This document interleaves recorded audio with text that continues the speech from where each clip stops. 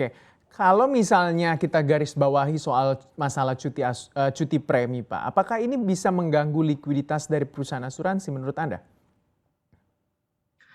Ya, bisa bisa jadi bisa bisa memang ke likuiditas ya, atau juga bisa, tadi, dalam konteks, retensi. Artinya, misalkan, ketika kita melihat bahwa sekarang pun average di industri, retensi, customer ini kan mungkin berkisar antara 70 sampai 80% lah ya.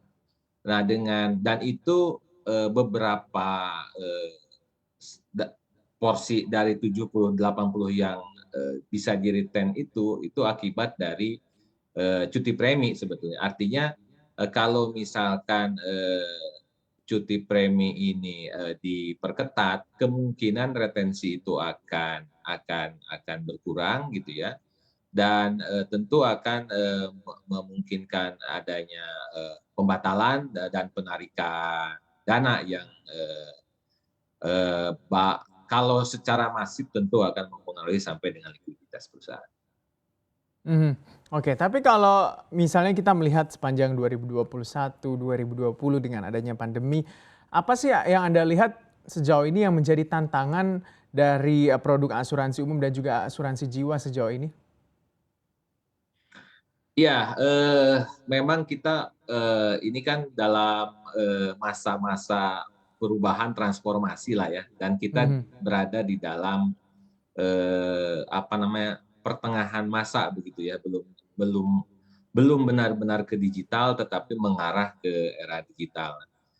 Eee, Tantangannya, salah satu tantangan memang dalam konteks, distribusi ya, distribusi, ini sebetulnya kalau kita bicara dalam, konteks ekonomi di Indonesia ya, hampir semua produk tidak melihat asuransi, tantangan utama ini memang di distribusi tadi. Asuransi saat ini memang, apa namanya, rantai, informasi, rantai nasabah dengan perusahaan itu memang bisa jadi, cukup panjang ya, artinya kan kita mengetahui bahwa asuransi ini istilahnya, mengumpulkan uang kecil untuk, jumlah orang yang banyak begitu ya, large number.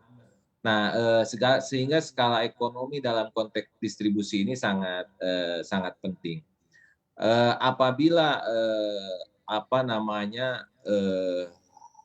hubungan antara, perusahaan dengan customer ini bisa dengan jalur yang lebih pendek, begitu ya, jalur distribusi yang lebih pendek, komunikasi yang lebih direct, mungkin akan, lebih efektif, efisien dalam, penetrasi asuransinya dan, eee, digital tadi, semestinya menjadi salah satu, jawabannya, tetapi memang kita masih dalam fase menuju ke sana.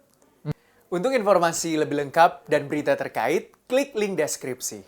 Dan jangan lupa juga untuk download aplikasi CNBC Indonesia yang tersedia di Play Store dan juga App Store. Jangan lupa subscribe ya.